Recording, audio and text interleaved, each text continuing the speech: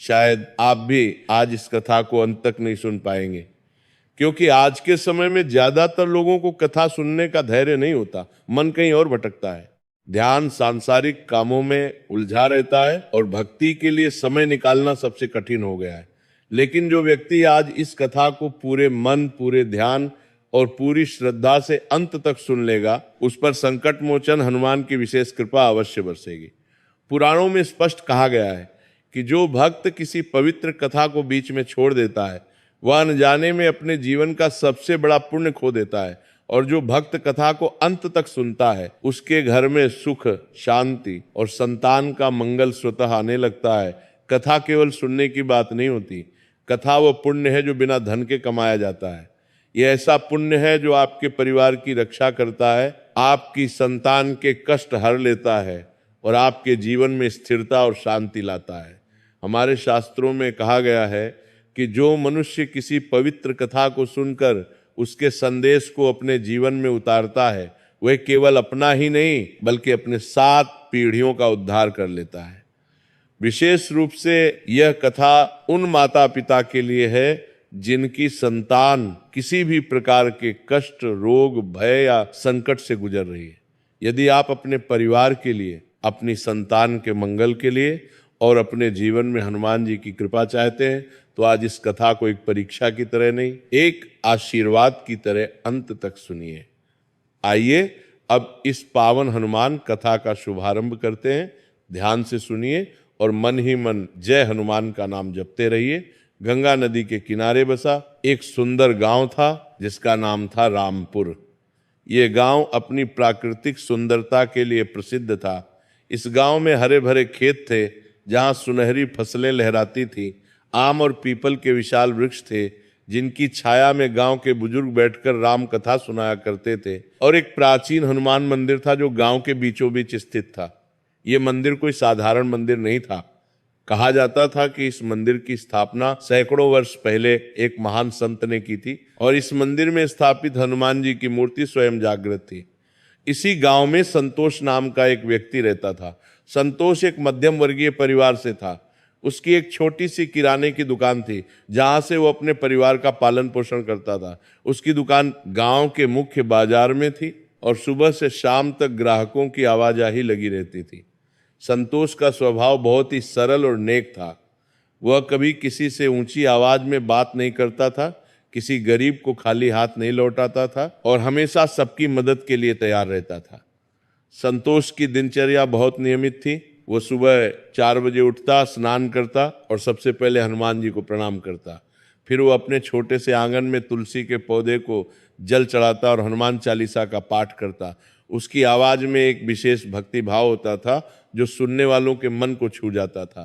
पाठ के बाद वो अपनी दुकान खोलने निकल जाता। उसकी पत्नी का नाम सुमित्रा था जो बहुत ही धार्मिक और सेवाभावी महिला थी। सुमित्रा का पूरा दिन घर के कामों और पूजा पाठ में बीतता था। वह हर मंगलवार और शनिवार को हनुमान मंदिर जाती और भगवान को लड्डू का भोग लगाती। उनके घर में हमेशा तुलसी का दिया जलता रहता और हनुमान चालीसा का पाठ होता रहता। घर की देहली पर हर रोज रंगोली बनाई जाती और दरवाजे पर आम के पत्तों का तोरण सजा रहता। संतोष और सुमित्रा की शादी को लगभग 8 वर्ष हो चुके थे। उनका एक छोटा सा घर था, 2 कमरों का, जिसमें वे दोनों बहुत ही प्रेम और सद्भाव से रहते थे। घर की दीवारों पर राम, हनुमान और शिव जी की तस्वीरें लगी हुई थीं। एक कोने में एक छोटा सा मंदिर था जहां शाम को आरती होती थी। लेकिन इस सुख शांति के बीच उनके जीवन में एक बहुत बड़ा दुख था। उन्हें संतान का सुख प्राप्त नहीं हुआ था।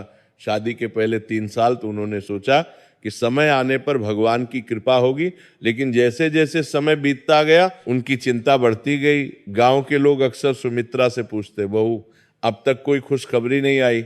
ये सवाल सुमित्रा के दिल में छुरी की तरह चुभते थे। हर बार जब कोई ये सवाल पूछता, सुमित्रा का दिल बैठ जाता। वह मुस्कुराकर टाल देती, लेकिन भीतर ही भीतर रोती रहती।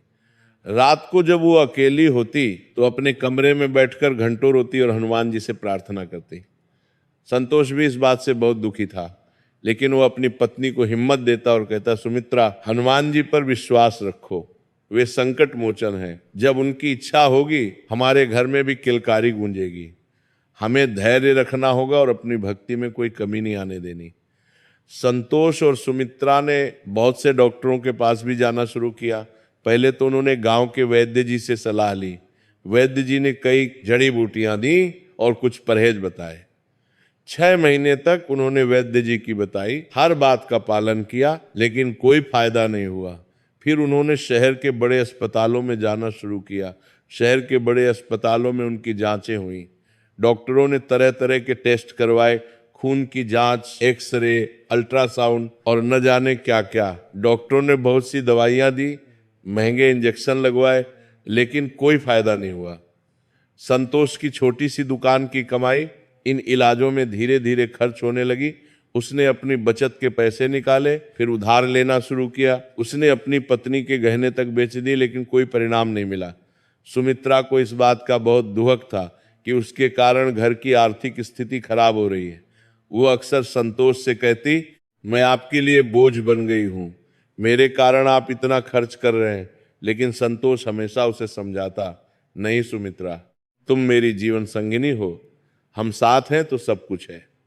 गांव में संतोष के कुछ रिश्तेदार और पड़ोसी भी थे जो इस बात पर तरह तरह की टिप्पणियां करते रहते थे। संतोष की चाची, जो बहुत ही कर्कशा स्वभाव की थी, अक्सर कहती, संतोष तुम्हें दूसरी शादी कर लेनी चाहिए, इस बहू से तो कुछ होने वाला नहीं है। देखो तुम्हारे भाई की शादी तुम्हारे बाद हुई थी और उसके तो 2 बच्चे हो गए। ये बातें सुनकर सुमित्रा के आंसू नहीं रुकते थे। वो चुपचाप अपने कमरे में जाकर रो लेती, लेकिन संतोष हमेशा अपनी पत्नी का साथ देता और सख्ती से जवाब देता, चाची ये सब भगवान की इच्छा है, मैं अपनी पत्नी को कभी नहीं छोड़ सकता, वो मेरी अर्धांगिनी है और हम दोनों साथ रहेंगे चाहे कुछ भी हो। एक दिन गांव में एक बाबा आए जो तंत्र मंत्र और टोने टोटके करते थे। वह बाबा एक बड़े पीपल के पेड़ के नीचे अपना डेरा जमा कर बैठ गया। उसके चारों ओर लाल कपड़ा बिछा हुआ था, त्रिशूल गड़ा हुआ था और धूप अगरबत्ती जल रही थी। गांव के कुछ लोगों ने संतोष को उनके पास जाने की सलाह दी। संतोष, ये बाबा बहुत सिद्ध है, इसने कई लोगों की मुरादें पूरी की हैं, तुम भी एक बार जाकर देखो। शुरू में तो संतोष ने मना कर दिया, लेकिन जब चारों ओर से दबाव बढ़ा और सुमित्रा ने भी कहा कि एक बार कोशिश कर लेनी चाहिए, तो वो उस बाबा के पास गया। बाबा ने उनसे बहुत सारे पैसे लिए, पूरे 5,000 रुपए, जो उस समय संतोष के लिए बहुत बड़ी रकम थी। बाबा ने कुछ ताबीज दिए, कुछ जड़ी बूटियां दी और कहा कि रात को 12 बजे एक खास तरीके से पूजा करनी है। उन्होंने कहा, इसे रोज सुबह पानी में घोल कर पीना है और ये ताबीज हमेशा गले में पहने रहना। 3 महीने में तुम्हारी मुराद पूरी हो जाएगी। संतोष और सुमित्रा ने पूरी श्रद्धा से वो सब किया जो बाबा ने बताया था। वे रात को 12 बजे उठते, स्नान करते और उस खास विधि से पूजा करते। सुमित्रा ने वो कड़वी जड़ी बूटी रोज पी और दोनों ने वे ताबीज हमेशा गले में पहने रखे। महीनों गुजर गए, लेकिन कोई परिणाम नहीं आया, बल्कि सुमित्रा की तबीयत और भी खराब होने लगी। उन्हें तेज बुखार और कमजोरी आने लगी।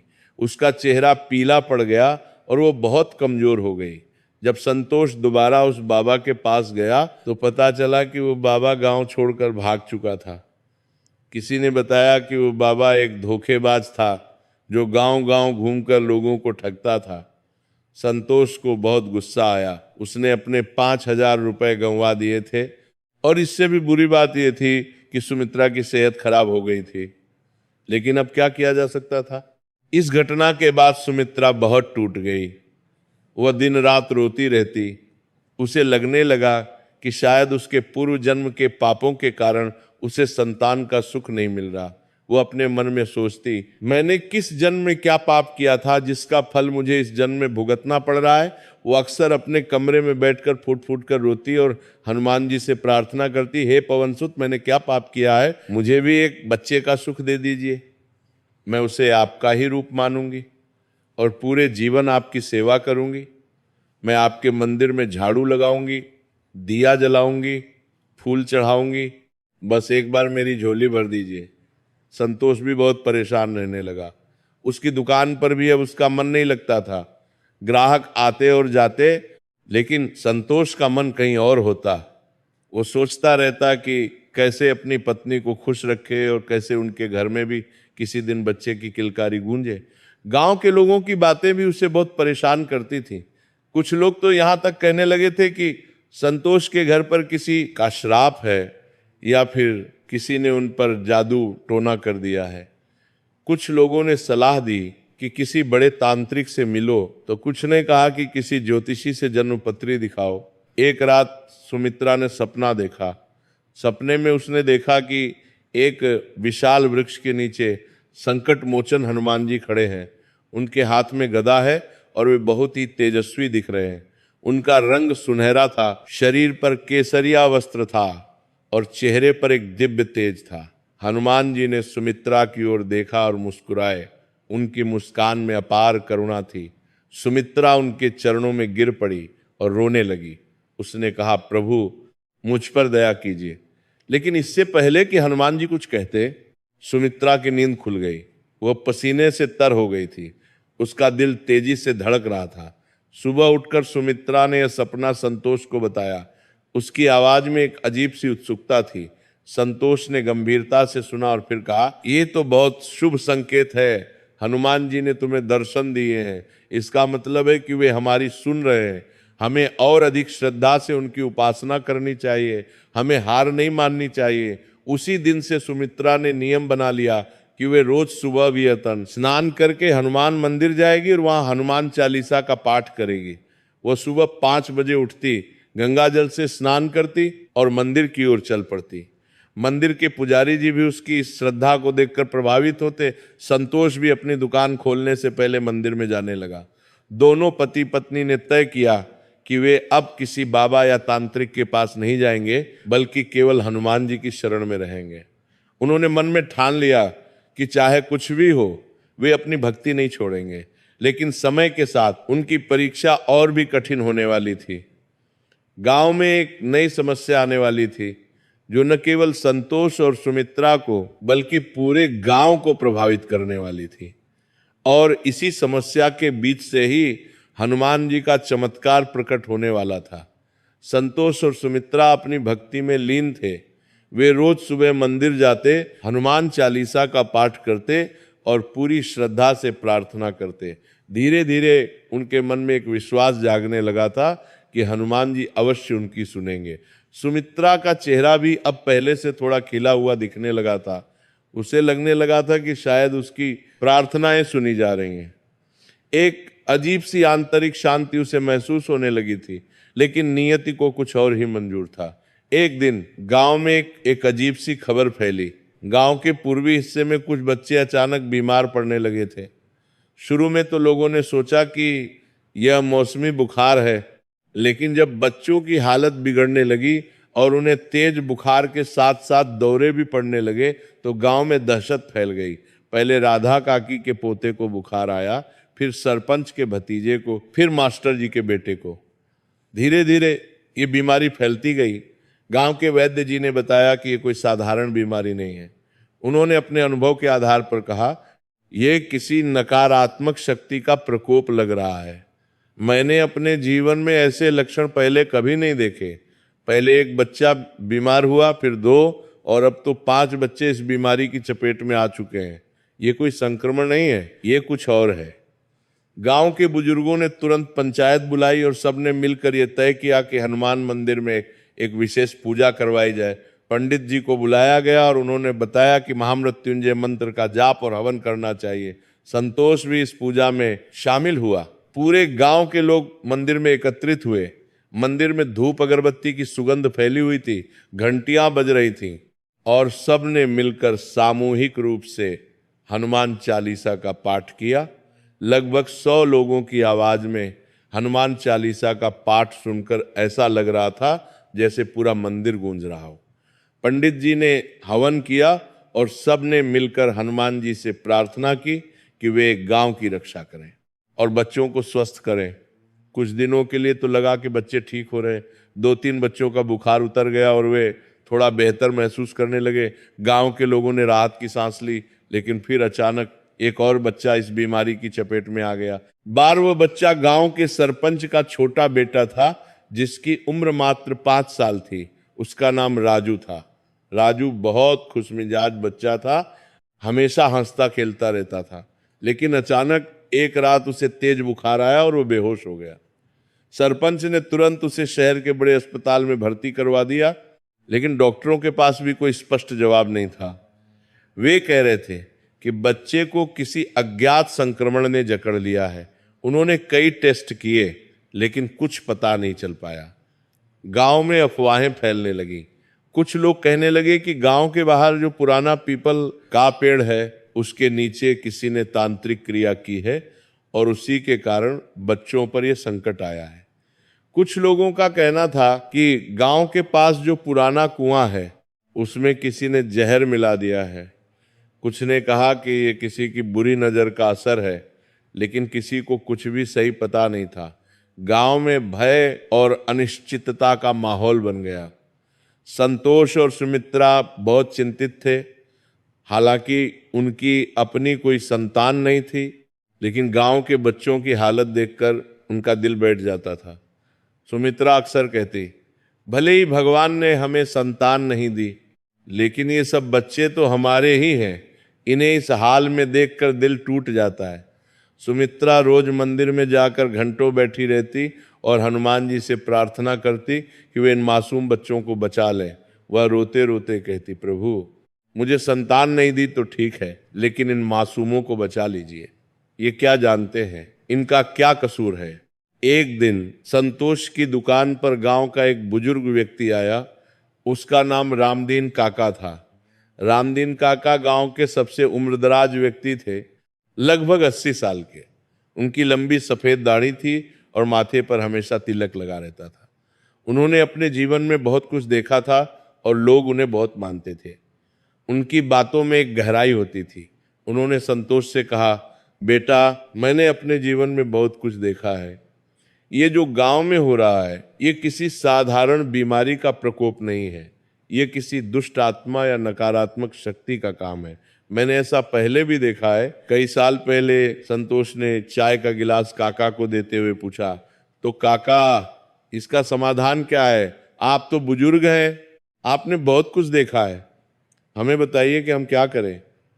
रामदीन काका ने चाय का घूंट भरा और फिर गंभीरता से कहा, समाधान केवल एक ही है, सच्ची भक्ति और निस्वार्थ सेवा। जब कोई भक्त पूरी श्रद्धा से हनुमान जी की शरण में जाता है और समाज की सेवा करता है, तो हनुमान जी स्वयं प्रकट होकर संकट का नाश करते हैं। तुम्हें याद है, बचपन में मैंने तुम्हें रामायण की कथाएं सुनाई थी। जब लंका में लक्ष्मण जी मेघनाद के नागपाश से बंध गए थे, तो केवल संजीवनी बूटी ही उन्हें बचा सकती थी और हनुमान जी ने पूरा पर्वत उठाकर लाया था। जब लक्ष्मण जी मूर्छित हुए थे, तो हनुमान जी ने संजीवनी बूटी लाकर उन्हें बचाया था। हनुमान जी संकट मोचन है। वे अपने भक्तों को कभी निराश नहीं करते, लेकिन भक्ति सच्ची होनी चाहिए, दिखावे की नहीं। रामदीन काका की बातें सुनकर संतोष के मन में एक विचार आया। उसने काका से पूछा, तो क्या हमें कोई विशेष पूजा या व्रत करना चाहिए, मंगलवार का व्रत या फिर कोई और उपाय? रामदीन काका ने मुस्कुराते हुए कहा, पूजा और व्रत तो अच्छे हैं बेटा, लेकिन हनुमान जी को सबसे प्रिय है निस्वार्थ सेवा। तुम गांव के बीमार बच्चों की सेवा करो, उनके परिवारों की मदद करो, बिना किसी लालच के, बिना किसी अपेक्षा के। जब तुम्हारी सेवा सच्ची होगी तो हनुमान जी अवश्य प्रकट होंगे। याद रखो, हनुमान जी ने अपना पूरा जीवन प्रभु राम की सेवा में लगा दिया था। उन्होंने कभी अपने लिए कुछ नहीं चाहा। यही उनकी सबसे बड़ी शिक्षा है। संतोष ने रामदीन काका की बात गंभीरता से सुनी। काका के शब्दों में एक सच्चाई थी जो उसके दिल को छू गई। उसी करते शाम उसने सुमित्रा को ये बात बताई। वे दोनों अपने छोटे से आंगन में बैठे थे। संतोष ने पूरी बात विस्तार से बताई। रामदीन काका क्या कह रहे थे निस्वार्थ सेवा के बारे में, और कैसे हनुमान जी उन भक्तों पर प्रसन्न होते हैं जो दूसरों की सेवा करते हैं। सुमित्रा को यह विचार बहुत पसंद आया। उसकी आंखों में एक चमक आ गई। उसने कहा, हाँ, हमें यही करना चाहिए। हमारे पास अपनी कोई संतान तो है नहीं, लेकिन गांव के ये सभी बच्चे हमारे ही तो हैं, ये भगवान की संतान है, हम इनकी सेवा करेंगे। शायद यही हमारी नियति है, शायद भगवान ने हमें इसीलिए संतान नहीं दी कि हम पूरे गांव के बच्चों की सेवा कर सकें। अगले दिन से संतोष और सुमित्रा ने गांव के बीमार बच्चों के परिवारों की मदद करना शुरू कर दिया। संतोष अपनी दुकान से मुफ्त में दवाइयां और जरूरत का सामान देने लगा। जिन परिवारों को पैसों की जरूरत थी उन्हें संतोष बिना ब्याज के उधार देने लगा। सुमित्रा बीमार बच्चों के घर जाकर उनकी देखभाल करने लगी। वह सुबह सुबह उठकर 3-4 घरों में जाती, वह उन्हें दूध पिलाती, उनका माथा ठंडे पानी से पोंछती और रात रात भर उनके पास बैठी रहती। जब बच्चे को दौरे पड़ते तो वह उनके सिर को अपनी गोद में रखती और हनुमान चालीसा का पाठ करती रहती। गांव के लोग संतोष और सुमित्रा की इस निस्वार्थ सेवा को देखकर हैरान थे। कुछ लोग तो यह भी कहने लगे इनकी अपनी कोई संतान नहीं है, फिर भी ये दूसरों के बच्चों की इतनी सेवा कर रहे हैं, ये तो साक्षात देवता है। लेकिन संतोष और सुमित्रा को किसी की बातों से कोई फर्क नहीं पड़ता था। उन्हें न तो प्रशंसा की चाह थी और न ही किसी से कुछ पाने की उम्मीद। वे बस अपना काम करते रहे पूरी निष्ठा और श्रद्धा से। लेकिन बीमारी का प्रकोप बढ़ता ही जा रहा था। अब तक गांव के 10 बच्चे इस रहस्यमय बीमारी की चपेट में आ चुके थे। गांव में दहशत का माहौल था। माता पिता अपने बच्चों को घरों में बंद रखने लगे, किसी को भी बाहर खेलने नहीं का दिया जाता था। स्कूल भी बंद कर दिए गए। गांव की गलियां जो पहले बच्चों की किलकारियों से गूंजती थीं, अब सन्नाटे में डूब गई थीं। गांव के मंदिर में रोज सुबह और शाम को सामूहिक प्रार्थना होने लगी। लोग डर और असहायता में जी रहे थे। एक रात जब सुमित्रा एक बीमार बच्चे के पास बैठी थी तो उस बच्चे ने बुखार में कुछ बड़बड़ाया। बच्चे का नाम छोटू था। वह महज 6 साल का था। सुमित्रा उसके माथे पर गीला कपड़ा रख रही थी जब छोटू ने अचानक कुछ कहना शुरू किया। सुमित्रा ने ध्यान से सुना तो बच्चा डर से कांपते हुए कह रहा था, काली परछाई, काली परछाई, वो आती है रात को, वह मुझे पकड़ने आती है। सुमित्रा की रीढ़ में एक ठंडक दौड़ गई, उसके रोंगटे खड़े हो गए। उसने बच्चे की मां से घबराहट में पूछा, ये क्या कह रहा है, ये किस परछाई की बात कर रहा है? बच्चे की मां ने घबराकर और चिंता से भरी आवाज में कहा, बहन, ये पिछले 3 दिनों से यही बड़बड़ा रहा है। कहता है कि रात को एक काली परछाई उसके कमरे में आती है और उसका दम घोंटने लगती है। वो कहता है कि वो परछाई बहुत डरावनी है, उसकी लाल लाल आंखें हैं। हमने समझा कि ये बुखार के कारण बक रहा है, लेकिन अब तो मुझे भी डर लगने लगा है। कल रात मुझे भी ऐसा लगा कि कमरे में कोई है। सुमित्रा ने घबराहट को दबाते हुए तुरंत हनुमान चालीसा का पाठ करना शुरू कर दिया। उसकी आवाज में दृढ़ता थी। उसने अपनी झोली से हनुमान जी की एक छोटी सी मूर्ति निकाली और बच्चे के सिरहाने रख दी। फिर उसने एक दिया जलाया और पूरी रात जागकर लगातार पाठ करती रही।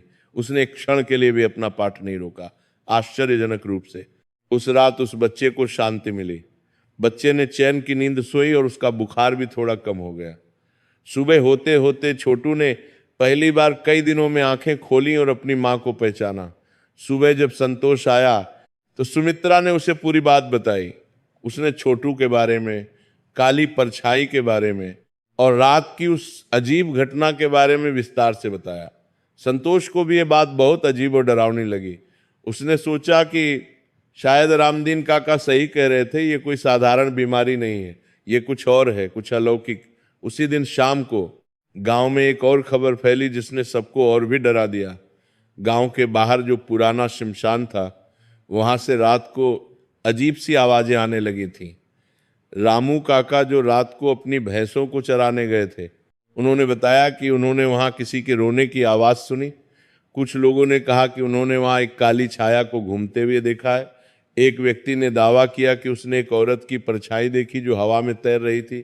अब गांव में भय और आतंक का माहौल पूरी तरह से छा गया था। लोग सूर्यास्त के बाद घरों से बाहर निकलना बंद कर दिए थे। संतोष ने तय किया कि वह इस मामले की गहराई तक जाएगा। वह रामदीन काका के पास गया और सारी बात बताई। रामदीन काका ने गंभीरता से सुना और कहा, बेटा, मुझे लगता है कि ये किसी पुरानी घटना से जुड़ा है। मुझे याद है, जब मैं बहुत छोटा था तब गांव में एक घटना हुई थी। एक महिला को लोगों ने गलत समझा था और उसे बहुत कष्ट दिया था। शायद ये उसी से जुड़ा है, लेकिन संतोष को नहीं पता था कि ये सफर उसे कहाँ ले जाएगा और इस पूरे संकट का समाधान क्या होगा। उसे बस इतना विश्वास था कि हनुमान जी उसके साथ हैं और वे अवश्य कोई रास्ता दिखाएंगे। गांव में भय और अफरा तफरी का माहौल था। अब तक 12 बच्चे उस रहस्यमय बीमारी से ग्रस्त हो चुके थे।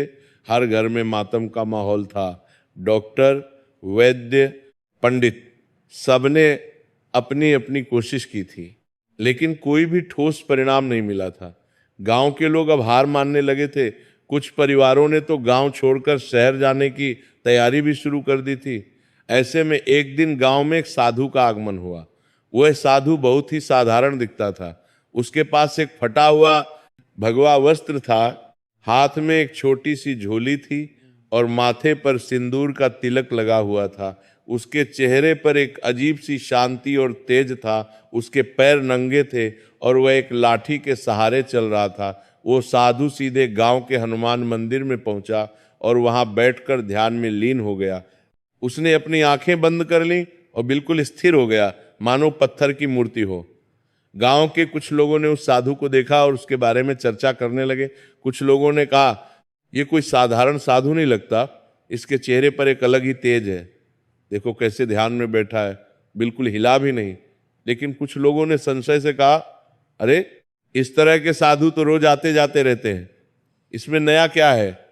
पिछली बार भी तो एक बाबा आया था जो धोखेबाज निकला। अब किसी पर विश्वास नहीं करना चाहिए। संतोष उस दिन शाम को मंदिर गया तो उसने भी उस साधु को देखा। साधु अभी भी ध्यान में बैठा हुआ था। घंटों बीत गए थे, लेकिन साधु हिला तक नहीं था। संतोष ने मन में सोचा कि यह कोई साधारण व्यक्ति नहीं लग रहा। उसने साधु को प्रणाम किया और वहीं बैठकर हनुमान चालीसा का पाठ करने लगा। जब संतोष का पाठ समाप्त हुआ तो साधु ने अपनी आंखें खोली।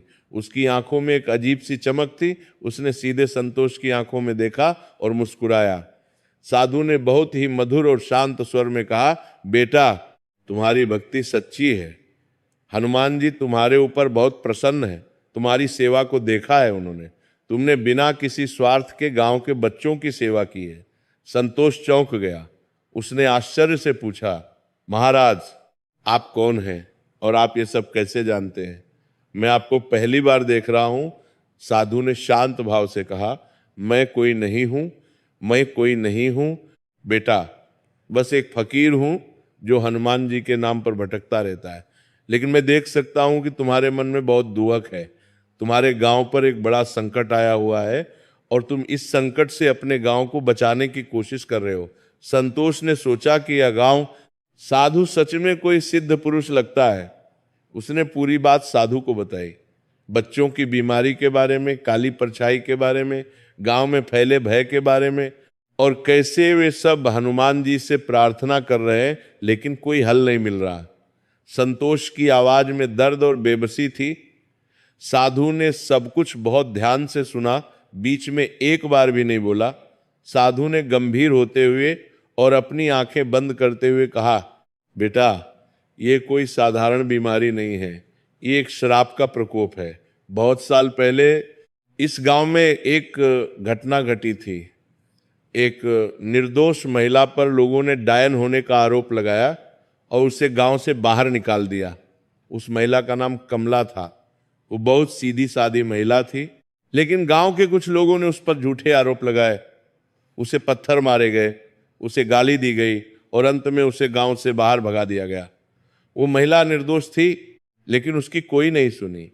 वो भूख प्यास से तड़पती रही। उसने मरते समय श्राप दिया था कि इस गांव की संतानें कभी सुखी नहीं रहेंगी। वह श्राप अब प्रकट हो रहा है। संतोष सुनकर हैरान रह गया। उसकी आंखें फैल गईं। उसने व्याकुलता से पूछा, लेकिन महाराज इसका समाधान क्या है? क्या हम कुछ कर सकते हैं?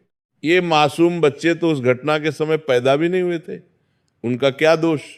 साधु ने गहरी सांस ली और कहा, समाधान तो है लेकिन वो बहुत कठिन है। इस श्राप को केवल सच्ची भक्ति, निस्वार्थ सेवा और आत्म बलिदान से ही तोड़ा जा सकता है। किसी को अपनी सबसे प्रिय चीज का त्याग करना होगा, बिना किसी अपेक्षा के, बिना कुछ पाने की इच्छा के, और उस त्याग को हनुमान जी के चरणों में समर्पित करना होगा। जब त्याग इतना बड़ा होगा कि दिल से निकलेगा, तभी श्राप टूटेगा। संतोष ने उत्सुकता से पूछा, लेकिन वो सबसे प्रिय चीज क्या है, हमें बताइए ताकि हम वो त्याग कर सकें। साधु ने मुस्कुराते हुए और संतोष के कंधे पर हाथ रखते हुए कहा, यह हर व्यक्ति के लिए अलग होती है। किसी के लिए धन होता है, किसी के लिए यश, किसी के लिए अपनी इच्छा है। लेकिन जो सच में त्याग करता है वो अपने अहंकार का त्याग करता है। वो अपनी इच्छाओं को हनुमान जी की इच्छा में समर्पित कर देता है। याद रखो, त्याग वही है जो दिल को छू जाए, जिसमें पीड़ा हो लेकिन फिर भी प्रेम से किया जाए। साधु की बातें सुनकर संतोष सोच में पड़ गया। उसे समझ नहीं आ रहा था कि वो क्या त्याग करे। उसके पास तो धन भी नहीं था, यश भी नहीं था। उसकी सबसे बड़ी इच्छा तो संतान प्राप्ति की थी, लेकिन वो तो अभी तक पूरी ही नहीं हुई थी। तो वो क्या त्याग करे? उसके मन में कई सवाल उठने लगे। साधु ने जैसे संतोष के मन की बात पढ़ ली, उसने धीरे से कहा, बेटा, तुम्हारी परीक्षा अभी बाकी है। समय आने पर तुम्हें पता चल जाएगा कि तुम्हें क्या करना है। जब वो क्षण आएगा, तुम्हारा दिल तुम्हें बता देगा। बस इतना याद रखना कि हनुमान जी उन्हीं की मदद करते हैं जो दूसरों की मदद करते हैं, जो अपनी पीड़ा भूलकर दूसरों की पीड़ा हरते हैं। वही सच्चे भक्त हैं, और सच्चे भक्त कभी निराश नहीं होते। इतना कहकर साधु उठ खड़ा हुआ। उसने अपनी झोली उठाई, हनुमान जी की मूर्ति को प्रणाम किया और मंदिर से बाहर चला गया। उसकी चाल में एक अजीब सी गरिमा थी। संतोष भी जल्दी से उसके पीछे पीछे गया, लेकिन जब तक वो मंदिर के बाहर पहुंचा, साधु गायब हो चुका था। संतोष ने इधर उधर देखा, हर गली में, हर रास्ते पर, लेकिन साधु कहीं नजर नहीं आया। ऐसा लगा जैसे वो धरती में समा गया हो या हवा में विलीन हो गया हो। संतोष हैरान था, इतनी जल्दी कोई कैसे गायब हो सकता है। उसे लगा कि शायद वो कोई साधारण साधु नहीं था, शायद वो स्वयं हनुमान जी का कोई दूत था, या फिर हनुमान जी ने ही किसी रूप में उसे दर्शन दिए थे। उसका दिल धड़क रहा था और मन में एक अजीब सा एहसास था। संतोष घर लौटा और उसने पूरी बात सुमित्रा को बताई। वह बहुत उत्साहित था। सुमित्रा भी सुनकर आश्चर्यचकित रह गई। उसने घबराहट में पूछा, तो क्या हमें कोई बड़ा त्याग करना होगा? लेकिन हमारे पास है ही क्या जो हम त्याग करें? संतोष ने गंभीरता से कहा, हाँ, लेकिन अभी मुझे समझ नहीं आ रहा कि वो त्याग क्या है। चलो हम अपना काम करते रहें, गांव के बच्चों की सेवा करते रहें। जब समय आएगा, हनुमान जी हमें रास्ता दिखा देंगे। हमें विश्वास रखना होगा। अगले दिन से संतोष और सुमित्रा ने और भी मेहनत से बच्चों की सेवा करना शुरू कर दिया। संतोष ने सोचा कि शायद यही उनकी परीक्षा है। उसने अपनी दुकान के सारे सामान को मुफ्त में बांटना शुरू कर दिया। उसने सोचा कि अगर त्याग करना ही है तो पहले अपने धन का त्याग करूं। जो भी गरीब परिवार आता उसे मुफ्त में राशन, दवाइयाँ और जरूरत का सामान मिलता। सुमित्रा ने अपने बचे हुए गहनों को भी बेच दिया। वे गहने जो उसकी माँ ने उसे दिए थे, जो उसके लिए बहुत कीमती थे। उस पैसे से उसने बीमार बच्चों के लिए दवाइयाँ खरीदी और उनके परिवारों की मदद की। गांव के लोग उनकी इस सेवा को देखकर दंग रह गए। कुछ लोगों ने उन्हें समझाने की कोशिश भी की। सरपंच ने एक दिन संतोष को बुलाया और कहा, संतोष, तुम अपना सब कुछ बर्बाद कर रहे हो, अपने भविष्य के बारे में भी सोचो। अगर तुम्हारी दुकान खाली हो गई तो तुम कल क्या खाओगे? लेकिन संतोष और सुमित्रा नहीं माने। उन्हें लगा कि यही उनका कर्तव्य है। संतोष ने जवाब दिया, सरपंच जी, जब गांव के बच्चे ही नहीं रहेंगे तो मेरी दुकान का क्या मतलब? पहले ये बच्चे बचें, बाकी सब बाद में देखेंगे। लेकिन बीमारी का प्रकोप अभी भी कम नहीं हो रहा था। अब तक 15 बच्चे बीमार पड़ चुके थे। गांव में अब पूरी तरह से निराशा छा गई थी। लोग कहने लगे कि शायद ये गांव अभिशप्त है और यहां से सबको निकल जाना चाहिए। कुछ परिवारों ने अपना सामान बांधना भी शुरू कर दिया था। ऐसे में एक रात सुमित्रा को फिर से एक सपना आया। इस बार सपना और भी स्पष्ट था। सपने में उसने देखा कि हनुमान जी उससे कह रहे हैं, बेटी, तुम्हारी परीक्षा की घड़ी आ गई है, तुम्हें एक कठिन निर्णय लेना होगा। लेकिन याद रखना, जो समाज के लिए जीता है वही सच में जीता है। जो अपना सब कुछ देकर भी मुस्कुराता है वही सच्चा भक्त है। सुमित्रा की नींद खुल गई। उसका दिल तेजी से धड़क रहा था, उसके माथे पर पसीना था।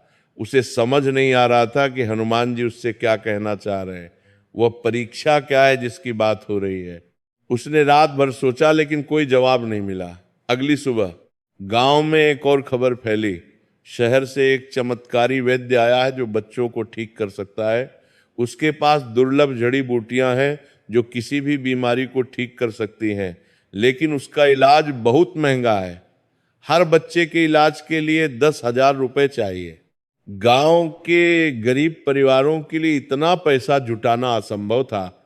ज्यादातर परिवार खेती पर निर्भर थे और उनकी आय बहुत सीमित थी। यह सुनकर संतोष के मन में एक विचार आया, लेकिन यह विचार इतना कठिन था, इतना दर्दनाक था कि उसे सोचकर ही उसकी रूह काम गई। उसका दिल बैठ गया और हाथ पैर ठंडे हो गए। यही वह क्षण था जब संतोष को अपनी असली परीक्षा का एहसास हुआ। यही वह त्याग था जिसकी बात साधु कर रहा था। संतोष के मन में जो विचार आया था वह उसे रात रात भर सोने नहीं दे रहा था। वह अपने बिस्तर पर करवटें बदलता रहा। उसने अपनी सारी संपत्ति का हिसाब लगाया। उसकी दुकान जो उसके पिता ने बनाई थी, उसका छोटा सा घर जहां उसकी शादी हुई थी, जहां उसने सपने देखे थे कि एक दिन यहां बच्चों की किलकारियां गूंजेंगी, और कुछ जमीन का टुकड़ा जो उसे अपने पिता से विरासत में मिला था, अगर वह ये सब बेच दे तो करीब 1.5 लाख रुपए मिल सकते थे। इससे वो गांव के कम से कम 10-12 बच्चों का इलाज करवा सकता था। लेकिन इसका मतलब था कि उसके पास खुद के लिए कुछ नहीं बचेगा। उसके पास रहने के लिए छत नहीं होगी, काम करने के लिए दुकान नहीं होगी, और सबसे बड़ी बात, अगर भविष्य में उसे संतान प्राप्ति हुई जिसके लिए वो वर्षों से प्रार्थना कर रहा था, तो वो अपने बच्चे को क्या देगा? उसके पास अपने बच्चे के लिए कुछ भी नहीं बचेगा, न घर, न दुकान, न जमीन। वो अपने बच्चे को क्या विरासत में देगा? ये सोचकर संतोष का दिल बैठ गया। उसकी आंखों में आंसू आ गए। वो समझ गया कि यही वो त्याग है जिसकी बात साधु कर रहा था। उसे अपनी सबसे बड़ी इच्छा, अपनी भावी संतान के सुरक्षित भविष्य की इच्छा का त्याग करना होगा ताकि दूसरों की संतानें बच सकें। यह निर्णय उसके दिल को चीर रहा था। संतोष ने यह बात सुमित्रा को बताई। वे दोनों अपने कमरे में बैठे थे। बाहर रात का अंधेरा था और एक दिया टिमटिमा रहा था। सुमित्रा पहले तो सुनकर स्तब्ध रह गई। उसका चेहरा पीला पड़ गया, फिर उसकी आंखों में आंसू आ गए। उसने कांपती आवाज में कहा, लेकिन अगर हमारी संतान हुई तो हम उसे क्या देंगे? हमारे पास तो कुछ भी नहीं बचेगा, न घर होगा, न छत होगी, हम कहाँ रहेंगे? संतोष ने सुमित्रा का हाथ पकड़ा। उसकी आंखों में भी आंसू थे लेकिन चेहरे पर दृढ़ता थी। उसने कहा, सुमित्रा, मैं भी यही सोच रहा था। पूरी रात मैं इसी बात से परेशान था, लेकिन फिर मुझे हनुमान जी की शिक्षा याद आई। हनुमान जी ने अपना पूरा जीवन प्रभु राम की सेवा में समर्पित कर दिया। उन्होंने कभी अपने लिए कुछ नहीं चाहा। उन्होंने कभी नहीं सोचा कि मेरा भविष्य क्या होगा। और देखो, आज पूरी दुनिया उन्हें पूजती है। अगर हम सच में हनुमान जी के भक्त हैं तो हमें भी निस्वार्थ भाव से सेवा करनी होगी। हमारी संतान के भविष्य की चिंता हनुमान जी करेंगे। हमारा काम है बस अपना कर्तव्य निभाना, और हमारा कर्तव्य अभी इन बच्चों को बचाना है। सुमित्रा ने कुछ देर सोचा। उसके मन में भी द्वंद्व चल रहा था। फिर उसने अपने आंसू पोंछे और एक गहरी सांस ली। उसने संतोष की आंखों में देखा और कहा, आप सही कह रहे हैं, गांव के बच्चे भी तो हमारे ही हैं। अगर हम इनकी मदद नहीं करेंगे तो कौन करेगा? ये बच्चे मर रहे हैं और हम अपने भविष्य की चिंता कर रहे हैं। नहीं, ये गलत है। चलिए हम ये त्याग कर देते हैं। हनुमान जी पर पूरा विश्वास रखते हैं, जो होगा देखा जाएगा, लेकिन आज हम अपना कर्तव्य निभाएंगे। अगले दिन संतोष ने अपनी संपत्ति बेचने का निर्णय ले लिया।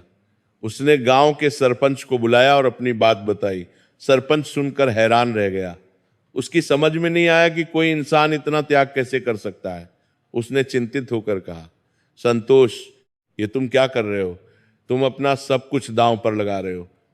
तुम्हारा अपना भविष्य, तुम्हारी संतान का भविष्य, सब कुछ सोच लो, बाद में पछताओगे तो। संतोष ने शांत स्वर में लेकिन दृढ़ता से कहा, सरपंच जी, मैं कुछ गंवा नहीं रहा, बल्कि कुछ पा रहा हूं। मैं हनुमान जी की कृपा पा रहा हूं, मैं अपने कर्तव्य का पालन कर रहा हूं, मैं शांति पा रहा हूं। बाकी सब हनुमान जी पर छोड़ देता हूं। वे जो भी करेंगे हमारे भले के लिए ही करेंगे। खबर पूरे गांव में जंगल की आग की तरह फैल गई कि संतोष अपनी सारी संपत्ति बेचकर बच्चों के इलाज के लिए देने वाला है। लोग हैरान थे। कुछ लोगों ने उसे पागल कहा, ये आदमी पागल हो गया है, अपना सब कुछ बर्बाद कर रहा है। तो कुछ लोगों ने उसे महान कहा, ये तो साक्षात देवता है, ऐसे इंसान आज के जमाने में नहीं मिलते। लेकिन संतोष को किसी की परवाह नहीं थी, वह अपने निर्णय पर दृढ़ था।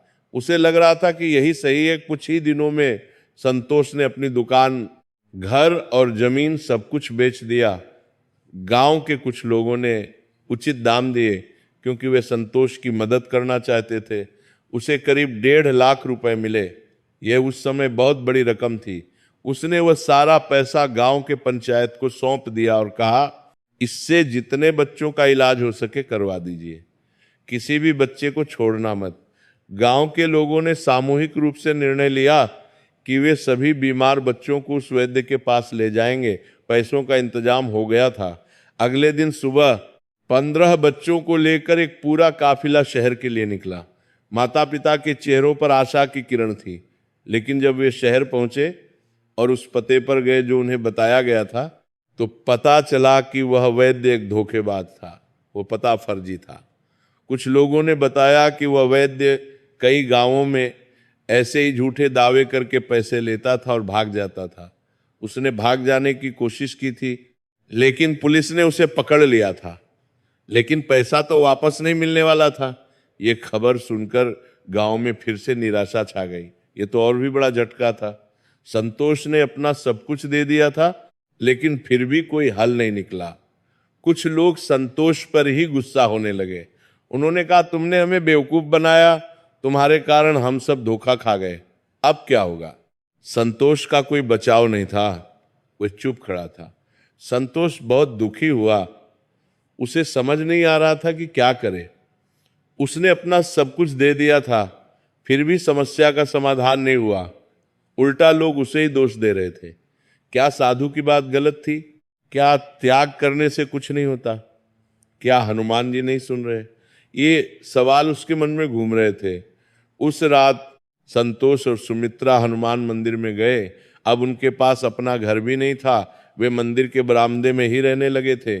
पंडित जी ने उन्हें वहीं एक कोने में रहने की जगह दे दी थी। संतोष ने हनुमान जी की मूर्ति के सामने माथा टेका और फूट फूट कर रोने लगा।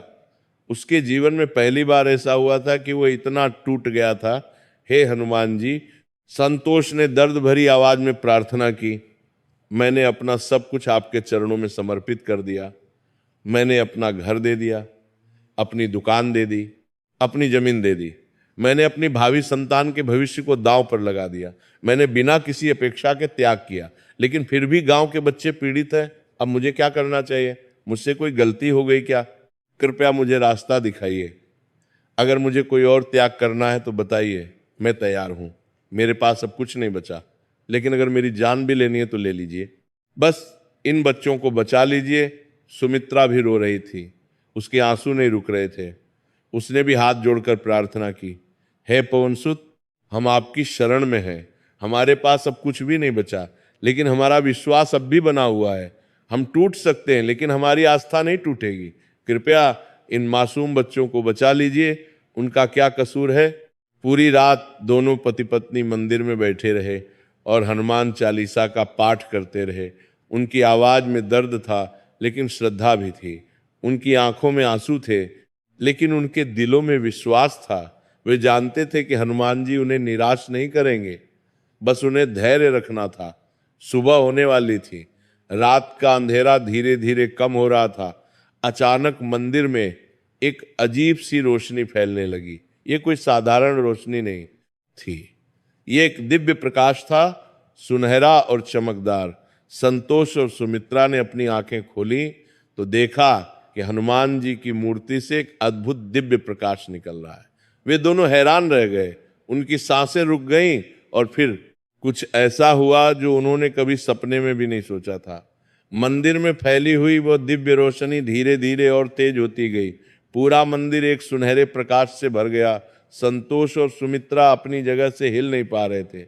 ऐसा लग रहा था जैसे समय थम गया हो। वे दोनों मंत्रमुग्ध होकर उस प्रकाश को देखते रहे। अचानक उस प्रकाश के बीच से एक आकृति प्रकट हुई। वो आकृति धीरे धीरे स्पष्ट होती गई और संतोष सुमित्रा ने देखा कि स्वयं हनुमान जी उनके सामने खड़े हैं। हनुमान जी का तेजस्वी रूप देखकर दोनों की आंखें चौंधिया गईं। हनुमान जी के हाथ में गदा थी, उनका शरीर सुनहरे रंग का चमक रहा था, उनके कंधों पर केसरिया वस्त्र था और उनके चेहरे पर एक करुणामयी मुस्कान थी। उनकी आंखों में अपार प्रेम था। उनका पूरा स्वरूप दिव्य तेज से चमक रहा था। संतोष और सुमित्रा तुरंत साष्टांग प्रणाम करके गिर पड़े। वे दोनों कांप रहे थे। हनुमान जी ने बहुत ही मधुर और कोमल स्वर में कहा, उठो मेरे बच्चों, मैं तुम्हारी भक्ति और त्याग से बहुत प्रसन्न हूं। तुमने बिना किसी स्वार्थ के, बिना किसी अपेक्षा के अपना सब कुछ दूसरों के लिए त्याग दिया। यही सच्ची भक्ति है, यही वह त्याग है जो मुझे सबसे प्रिय है। तुमने अपनी संतान के भविष्य को दांव पर लगाकर दूसरों की संतान को बचाने की कोशिश की। यही परोपकार है, यही धर्म है। संतोष ने कांपती आवाज में आंसुओं से भरी आंखों से कहा, प्रभु, आपने साक्षात दर्शन देकर हमें धन्य कर दिया। हमारा जीवन सफल हो गया। लेकिन प्रभु, गांव के बच्चे अभी भी पीड़ित हैं, कृपया उन्हें बचा लीजिए। हम तो आपके दर्शन पा गए, लेकिन वे मासूम बच्चे। हनुमान जी ने अपना हाथ आशीर्वाद के लिए उठाया और कहा, बच्चों को बचाने के लिए ही मैं यहाँ आया हूँ। लेकिन पहले तुम्हें एक बात समझनी होगी। जो श्राप इस गांव पर पड़ा है वह किसी डायन या तंत्र मंत्र का नहीं है। वह उस निर्दोष महिला के आंसुओं का श्राप है जिसे इस गांव के लोगों ने बिना किसी कसूर के प्रताड़ित किया था। उस महिला ने मरते समय कहा था कि जब तक इस गांव में कोई ऐसा व्यक्ति नहीं आएगा जो निस्वार्थ भाव से दूसरों की संतान के लिए अपनी संतान के सुख का त्याग कर देगा, तब तक ये श्राप बना रहेगा। और आज तुमने वो त्याग कर दिखाया है। सुमित्रा ने रोते हुए पूछा, तो प्रभु, क्या इसका मतलब? हनुमान जी ने मुस्कुराते हुए और उनकी ओर करुणा से देखते हुए कहा, हाँ बेटी, तुमने और संतोष ने वही त्याग किया है जिसकी जरूरत थी। तुमने अपनी भावी संतान के भविष्य को दांव पर लगाकर दूसरों की संतान की सेवा की। तुम्हारे इस निस्वार्थ त्याग ने उस श्राप को तोड़ दिया है। अब गांव के सभी बच्चे स्वस्थ हो जाएंगे, उनकी सारी पीड़ा दूर हो जाएगी। इतना कहकर हनुमान जी ने अपनी गदा उठाई। वो गदा सोने की तरह चमक रही थी। उन्होंने उससे जमीन पर 3 बार प्रहार किया। हर प्रहार के साथ एक दिव्य ध्वनि गूंजी, श्री हनुमते नमः। वह ध्वनि इतनी शक्तिशाली थी कि पूरे गांव में फैल गई। हर घर तक, हर गली तक, हर कोने तक। उस ध्वनि के साथ ही गांव के हर घर में एक अद्भुत घटना घटी। जितने भी बच्चे बीमार थे वे सभी अचानक स्वस्थ हो गए। उनका बुखार जादू की तरह उतर गया। उनकी कमजोरी पल भर में दूर हो गई और वे सभी अपने बिस्तरों से उठकर खेलने लगे। ऐसा लगा जैसे वे कभी बीमार ही नहीं थे। गांव के लोग इस चमत्कार को देखकर हैरान और खुश हो गए। माता पिता अपने बच्चों को देखकर रो पड़े। सुबह होते ही पूरे गांव में खुशी की लहर दौड़ गई। माता पिता पिता पदन के साथ बाज संदार। माता पिता प्रसन्न को काल करते हुए खिलार को करते हुए कुश अपने बच्चों को गले लगाकर खुशी के आंसू बहा रहे थे। लोग एक दूसरे को बधाई दे रहे थे। सब हनुमान जी का नाम ले रहे थे। जय हनुमान के जयकारे गूंज रहे थे। मंदिर में हनुमान जी ने संतोष और सुमित्रा की ओर प्रेम से देखा।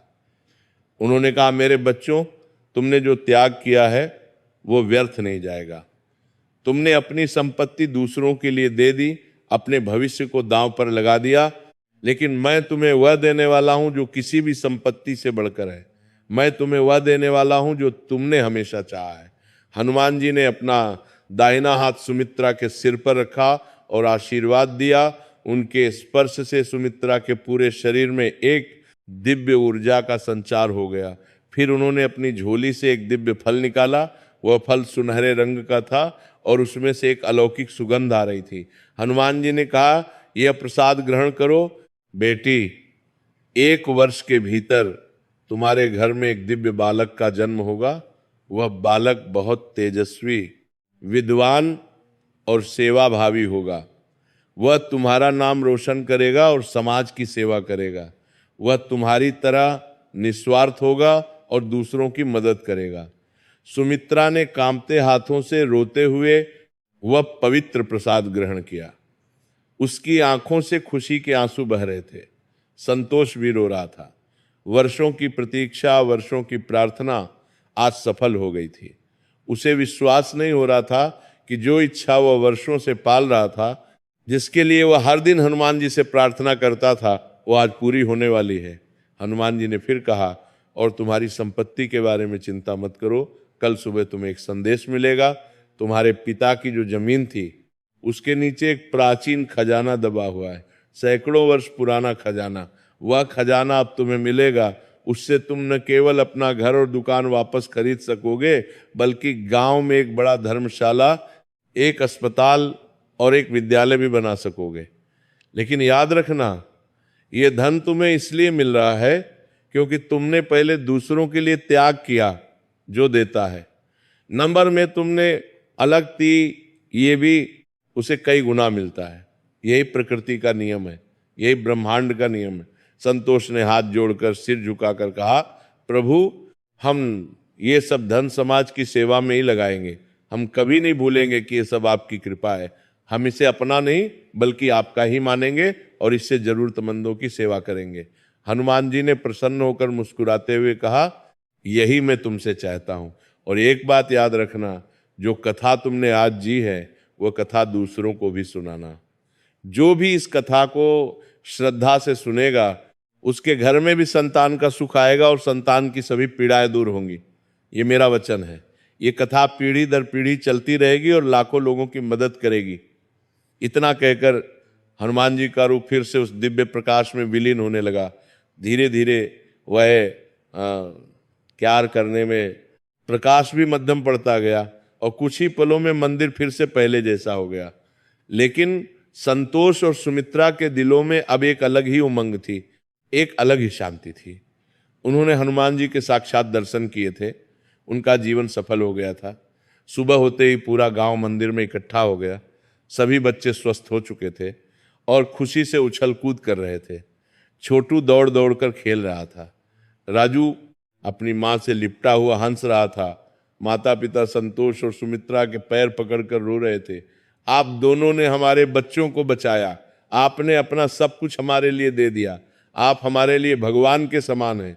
हम आपके इस उपकार को कभी नहीं भूल सकते। हमारी 7 पीढ़ियां आपका एहसान नहीं चुका सकती। सरपंच ने पूरे गांव के सामने घोषणा की, आज से संतोष और सुमित्रा इस गांव के सबसे सम्माननीय लोग हैं। इन्होंने हमें त्याग और सेवा का असली अर्थ सिखाया है। इन्होंने दिखाया है कि सच्ची भक्ति क्या होती है। उसी दोपहर एक अजीब घटना घटी। संतोष के पास एक अनजान व्यक्ति आया। वह सरकारी वर्दी में था।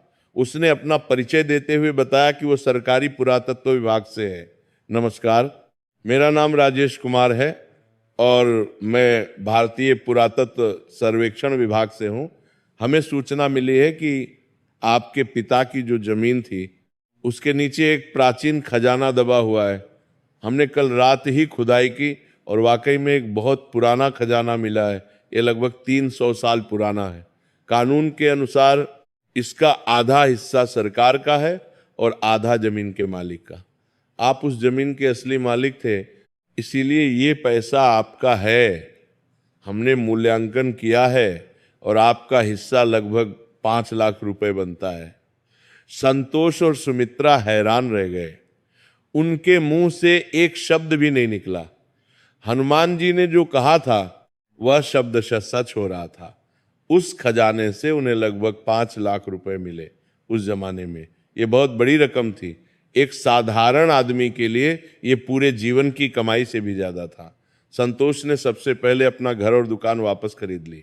जिन लोगों ने उससे खरीदा था वे भी खुशी खुशी वापस बेचने को तैयार हो गए, क्योंकि वे जानते थे कि संतोष ने यह त्याग किस नेक इरादे से किया था।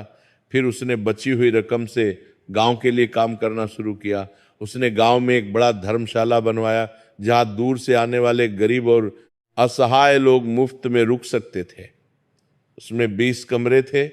एक बड़ा भोजनालय था जहां रोज मुफ्त भोजन मिलता था।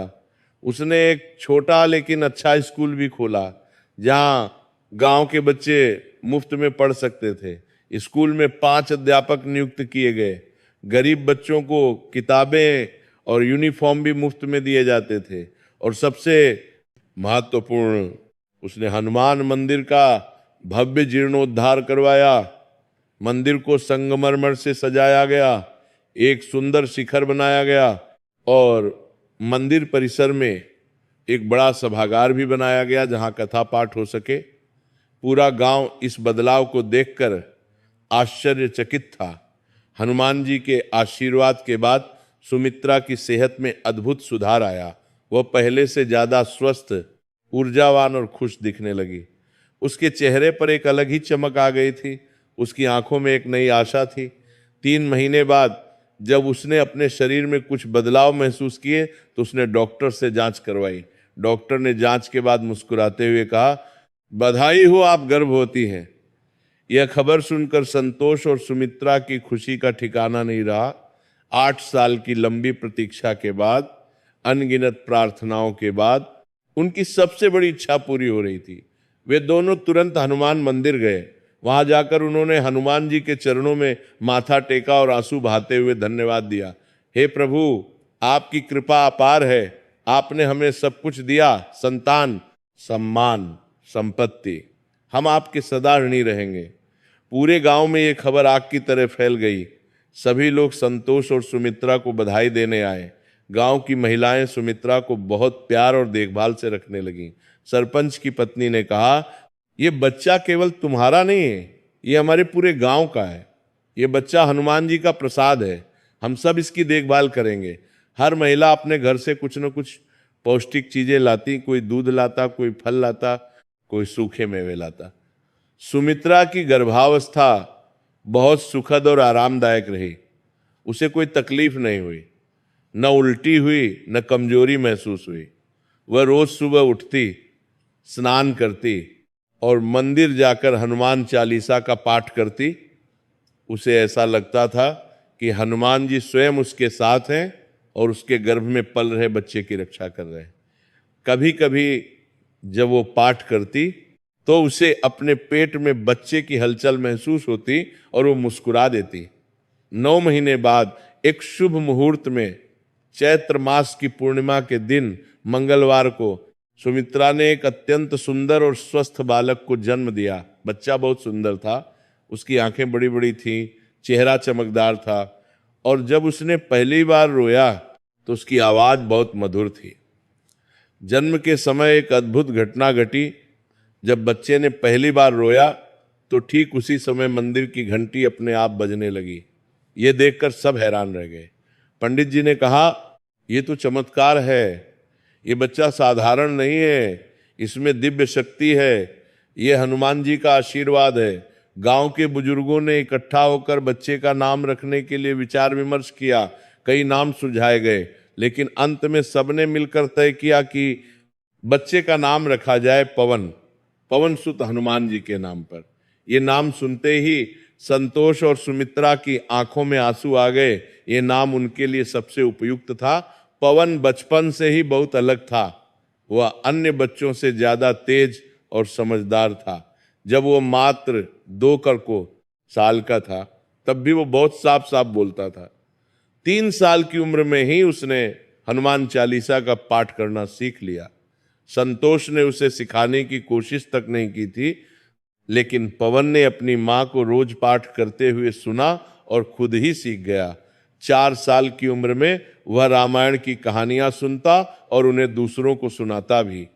5 साल की उम्र में उसे वेद पुराण की कई कहानियां याद थीं। लोग आश्चर्य से कहते, डोग परसुन को रोज रामायण को रोज पाठ करते हुए सुनाने के दरबार को रोज रामायण करतरम। ये बच्चा तो किसी पिछले जन्म का सिद्ध पुरुष लगता है, इसे सब कुछ पहले से ही पता है। लेकिन पवन की सबसे बड़ी और सबसे खास खूबी थी उसका सेवा भाव। वह छोटी उम्र से ही दूसरों की मदद करना पसंद करता था। अगर कोई गरीब व्यक्ति उनके घर आता तो पवन अपने हाथों से उसे पानी देता, खाना देता। अगर गांव में कोई बीमार होता तो पवन अपनी माँ के साथ उसके घर जाता और उसकी सेवा करता। अगर किसी बच्चे को पढ़ाई में मदद चाहिए होती तो पवन खुशी खुशी उसे पढ़ाता। 6 साल की उम्र में वो मंदिर में रोज सफाई करता, दिया जलाता और बुजुर्गों की मदद करता। संतोष और सुमित्रा पवन को देखकर बहुत गर्व महसूस करते। उन्हें याद आता कि हनुमान जी ने कहा था कि उनका बेटा तेजस्वी, विद्वान और सेवा भावी होगा, और वाकई पवन वैसा ही बन रहा था। सुमित्रा अक्सर कहती, ये बच्चा हमारा नहीं, हनुमान जी का है। हनुमान जी ने इसे हमें सौंपा है सेवा के लिए। जब पवन 10 साल का हुआ तो गांव में फिर से एक समस्या आई। इस बार प्रकृति ने परीक्षा ली। उस साल बारिश बिल्कुल नहीं हुई और सूखा पड़ गया। खेतों में फसलें सूख गईं, पेड़ पौधे मुरझाने लगे, कुओं और तालाबों में पानी की कमी हो गई। लोग परेशान थे कि अब खेती कैसे होगी, पशुओं को पानी कैसे मिलेगा और अगले साल का क्या होगा। गांव में फिर से चिंता का माहौल बन गया। तभी पवन ने एक योजना बनाई। हालांकि वो केवल 10 साल का था, लेकिन उसकी बुद्धि किसी बड़े से कम नहीं थी। उसने गांव के सभी युवाओं को इकट्ठा किया और उनसे कहा, हमें गांव के पास एक बड़ा तालाब बनाना चाहिए। जब बारिश होगी तो उसका पानी इकट्ठा होगा और हम उससे साल भर खेतों की सिंचाई कर सकेंगे। शुरू में तो लोगों ने सोचा कि ये एक बच्चे की बात है, लेकिन पवन ने इतनी अच्छी तरह से समझाया, इतनी योजनाबद्ध तरीके से बताया कि सबको लगा कि ये आइडिया बहुत अच्छा है। संतोष ने अपने बेटे का साथ दिया और पैसे की व्यवस्था की। पवन ने खुद भी मजदूरों के साथ काम किया। वह अपने छोटे छोटे हाथों से मिट्टी उठाता, पत्थर ढोता। 3 महीने की कड़ी मेहनत के बाद एक सुंदर और बड़ा तालाब बन गया। जब अगले साल बारिश हुई तो उस तालाब में पानी भर गया और उससे पूरे गांव के खेतों की सिंचाई होने लगी। गांव के लोग पवन की बुद्धिमत्ता और सेवा भाव को देखकर हैरान और प्रसन्न थे।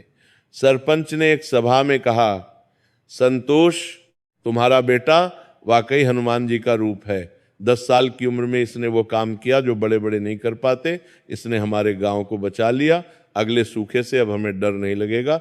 समय तेजी से बीतता गया, पवन बड़ा होता गया और उसकी कीर्ति भी फैलती गई। जब वो 15 साल का हुआ तो संतोष ने उसे शहर भेजकर अच्छी शिक्षा दिलवाने का निर्णय लिया।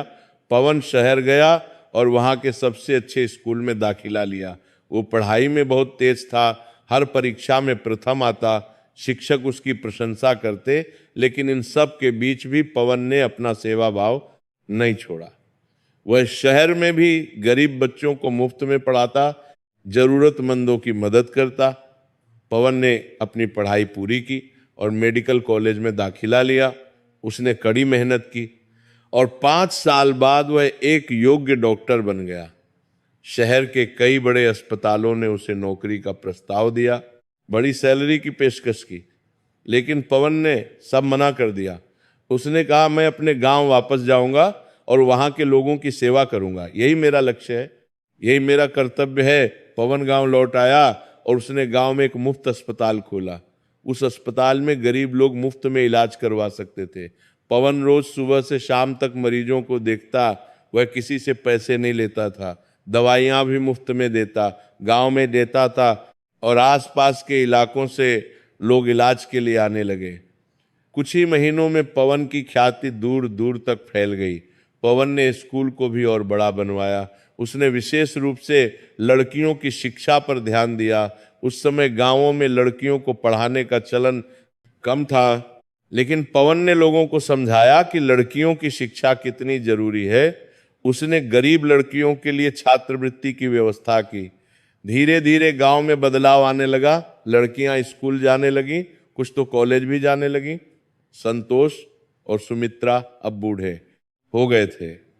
उनके बाल सफेद हो गए थे, चेहरे पर झुर्रियां पड़ गई थी, लेकिन उनका चेहरा अभी भी खिला हुआ था, उनकी आंखों में अभी भी चमक थी। वे अपने बेटे को देखकर बहुत खुश थे। एक दिन सुमित्रा ने संतोष से कहा, देखो हनुमान जी ने हमें क्या दिया। हमने अपना सब कुछ दे दिया था, लेकिन हनुमान जी ने हमें उससे कहीं ज्यादा दिया। हमारा बेटा हजारों लोगों की सेवा कर रहा है, हमारा जीवन सफल हो गया। संतोष ने मुस्कुराते हुए कहा, हाँ, हनुमान जी की कृपा अपार है।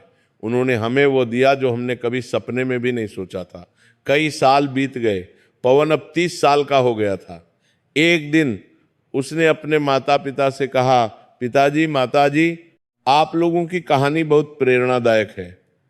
आपने मुझे बताया था कि हनुमान जी ने आपको दर्शन दिए थे और कहा था कि ये कथा दूसरों को सुनानी चाहिए। मैं चाहता हूं कि ये कथा पूरे देश में, बल्कि पूरी दुनिया में फैले। इस कथा में इतनी शक्ति है, इतना संदेश है कि ये लाखों लोगों की मदद कर सकती है। संतोष ने मुस्कुराते हुए कहा, हाँ बेटा, हनुमान जी ने यही कहा था, जो भी इस कथा को श्रद्धा से सुनेगा उसके घर में संतान का सुख आएगा और संतान की सभी पीड़ाएं दूर होंगी। ये हनुमान जी का वचन है।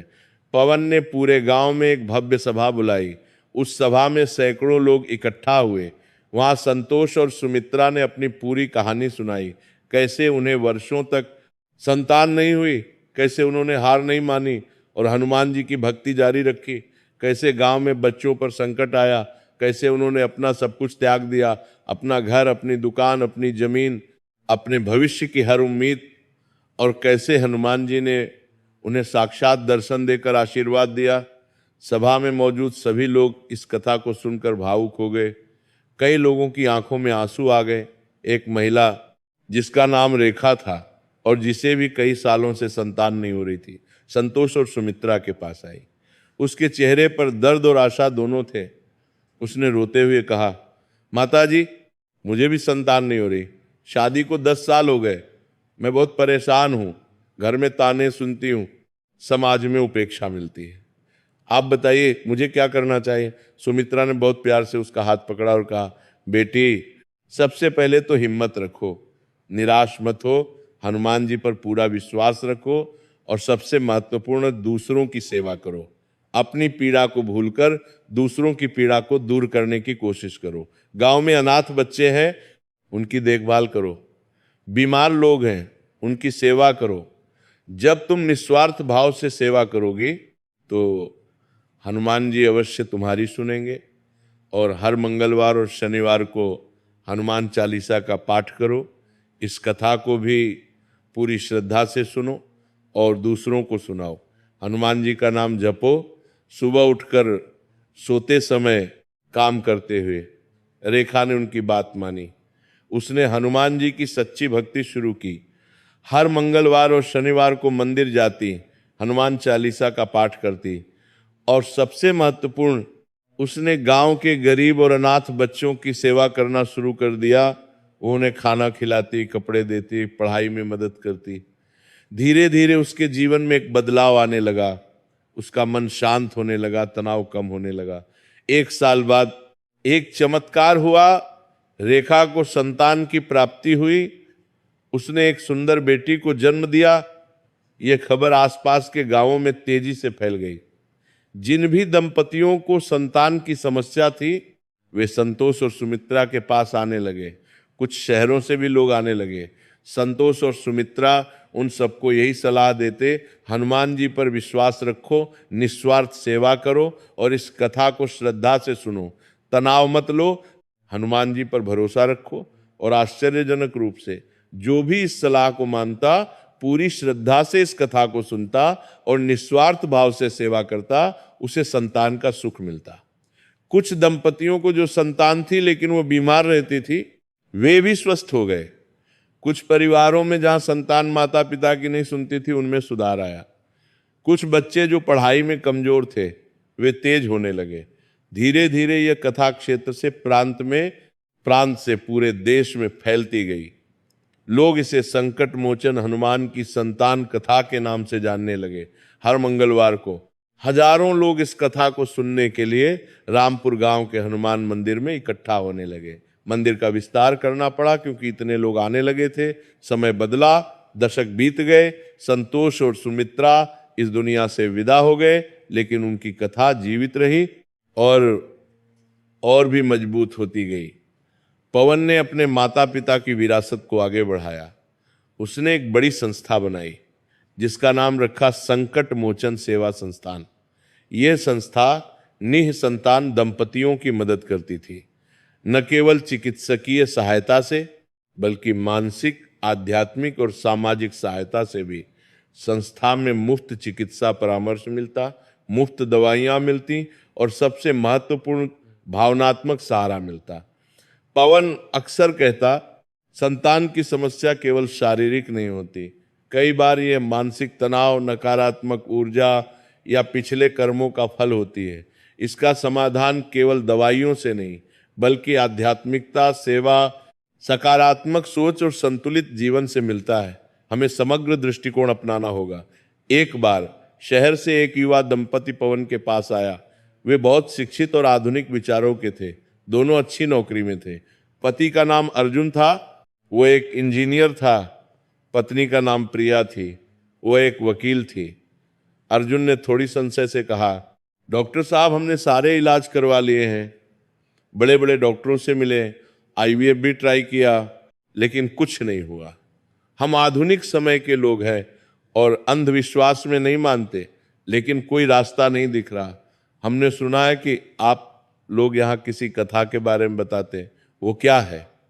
क्या वो सच में काम करती है? पवन ने समझदारी और धैर्य से मुस्कुराते हुए कहा, यह अंधविश्वास नहीं है भाई, ये विश्वास है। विज्ञान और आध्यात्मिकता दो अलग चीजें नहीं है, दोनों एक दूसरे के पूरक हैं। मैं खुद एक डॉक्टर हूं और विज्ञान में विश्वास करता हूं, लेकिन मैंने अपने अनुभव से देखा है कि केवल दवाइयां काफी नहीं होती। मन की शांति, सकारात्मक ऊर्जा, विश्वास और संतुलित जीवन भी बहुत जरूरी है।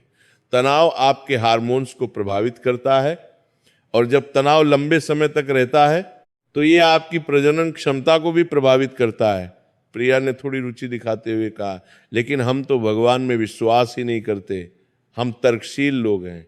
पवन ने धैर्यपूर्वक समझाया, कोई बात नहीं, तुम भगवान को न मानो, ये तुम्हारी पसंद है, लेकिन सेवा तो मान सकते हो ना, प्रेम और करुणा तो मान सकते हो, मानवता तो मान सकते हो।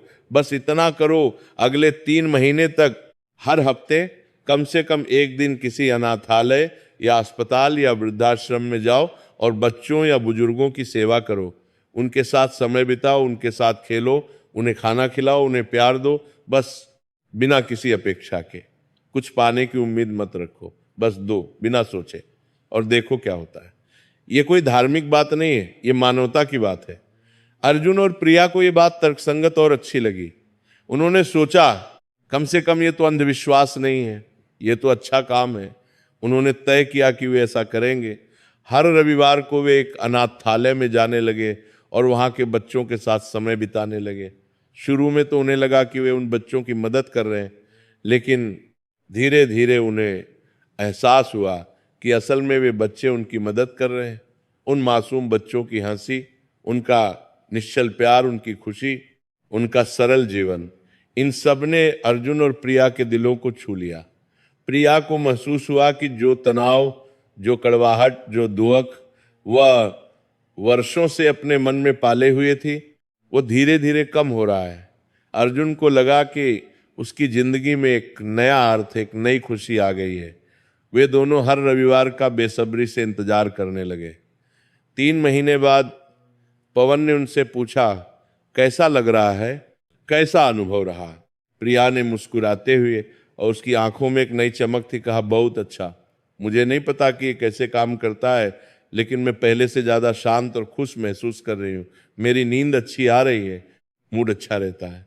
अर्जुन ने कहा, हाँ मुझे भी लग रहा है कि मेरा तनाव कम हुआ है, काम पर भी मैं ज़्यादा फोकस कर पा रहा हूँ। पवन ने कहा, यही तो है असली चमत्कार। जब तुम दूसरों की खुशी के लिए काम करते हो तो तुम्हारा अपना तनाव कम होता है। ये मनोविज्ञान है, ये विज्ञान है। अब तुम लोग मेरे माता पिता की कथा सुनो। भले ही तुम इसे एक प्रेरक कहानी की तरह सुनो, लेकिन पूरे ध्यान से सुनो, इसमें बहुत गहरा संदेश है। पवन ने उन्हें संतोष और सुमित्रा की पूरी कथा सुनाई, उनके संघर्ष की, उनकी भक्ति की, उनके त्याग की, और अंत में हनुमान जी के आशीर्वाद की। अर्जुन और प्रिया ध्यान से सुनते रहे। कथा खत्म होने के बाद दोनों की आंखों में आंसू थे। प्रिया ने कहा, यह तो बहुत सुंदर और मार्मिक कहानी है और इसमें इतना गहरा संदेश है, त्याग, सेवा, विश्वास, निस्वार्थता। चाहे हम भगवान में माने या न माने, लेकिन ये मूल्य तो सार्वभौमिक है। पवन ने कहा, बिल्कुल सही, ये कथा धर्म के बारे में नहीं, मानवता के बारे में है। तुम लोग बस इसी तरह सेवा करते रहो और हाँ, अपने आप पर दबाव मत डालो, जो होगा वो सही समय पर होगा। 6 महीने बाद एक दिन प्रिया बहुत खुश होकर पवन के क्लिनिक में आई। उसके चेहरे पर एक अलग ही चमक थी। उसने रोते और हंसते हुए बताया कि वह गर्भवती है। अर्जुन और प्रिया दोनों बहुत खुश थे। उन्होंने पवन को धन्यवाद दिया। पवन ने मुस्कुराते हुए कहा, मुझे धन्यवाद मत दो, अपने आप को धन्यवाद दो कि तुमने अपने जीवन में सकारात्मक बदलाव लाया, और सबसे महत्वपूर्ण, उन बच्चों को धन्यवाद दो जिनकी तुमने सेवा की।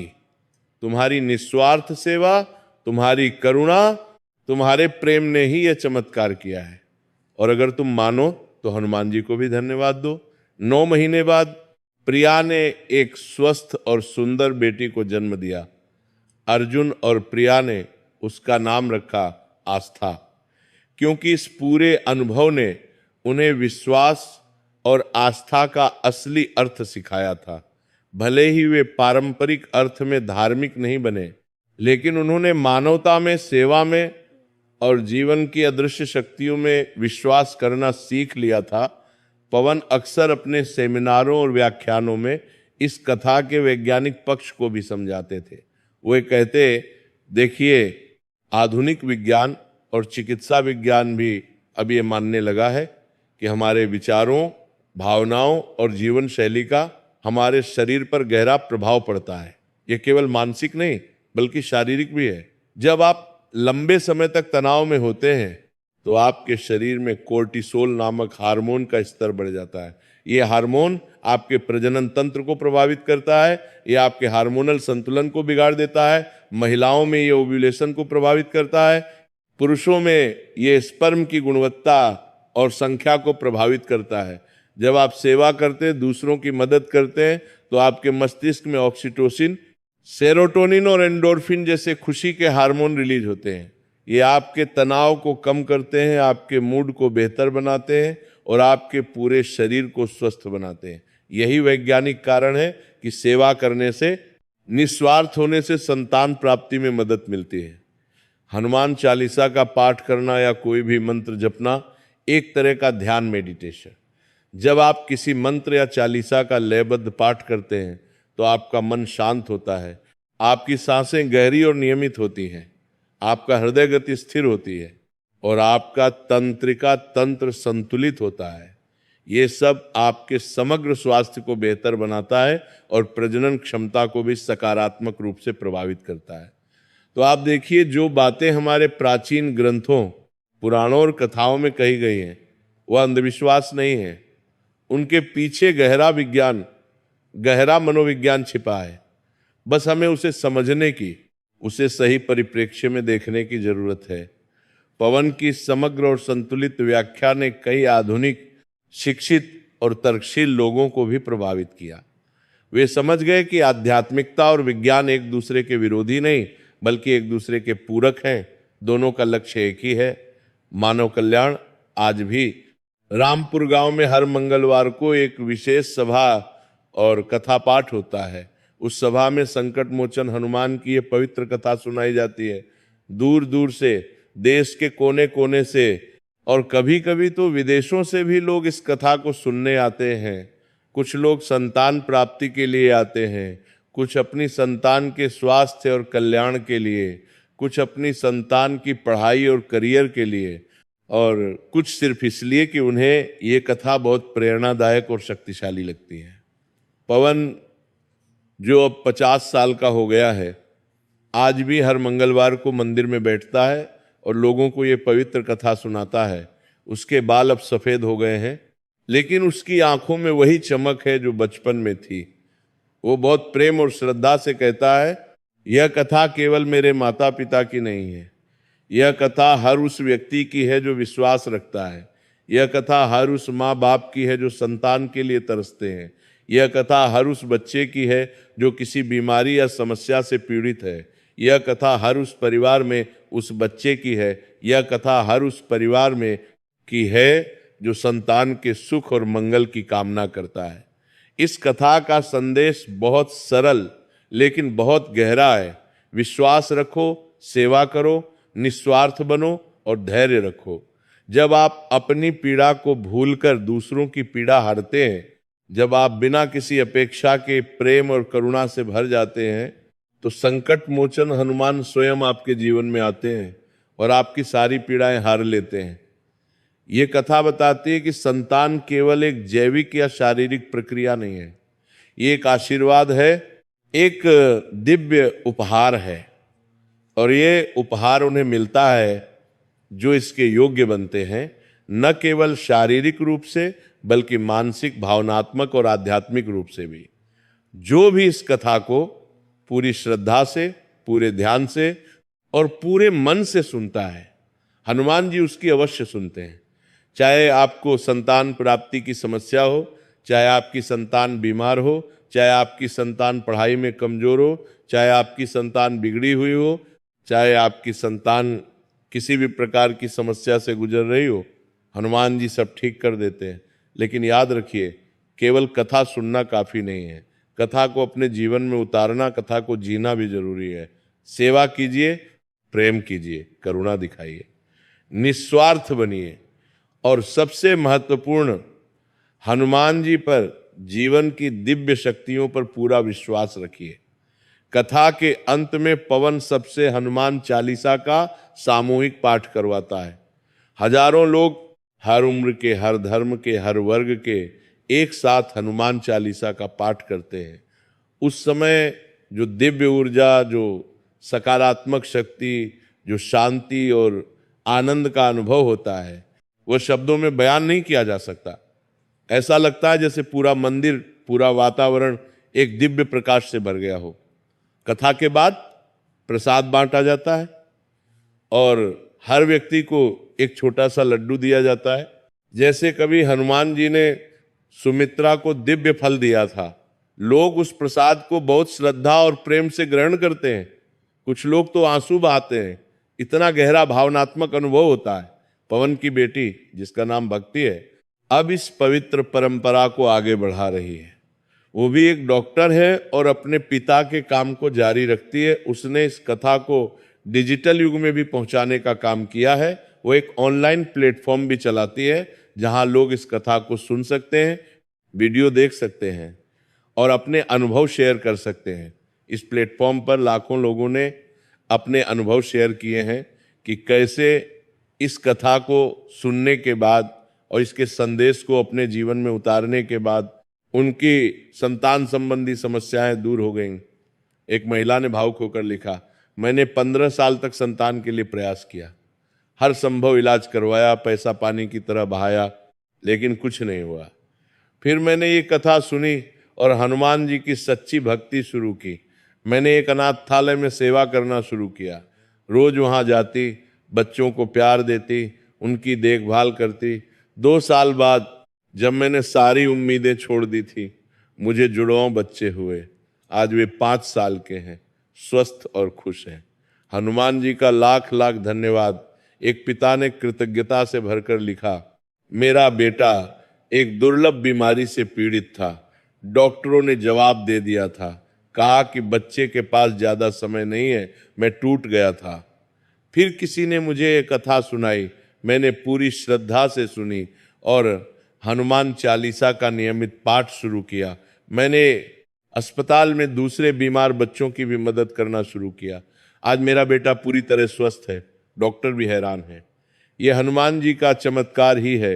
एक दादी ने प्रेम से लिखा, मेरा पोता पढ़ाई में बहुत कमजोर था, स्कूल में फेल हो रहा था। मैंने ये कथा सुनी और रोज हनुमान जी से प्रार्थना करना शुरू किया।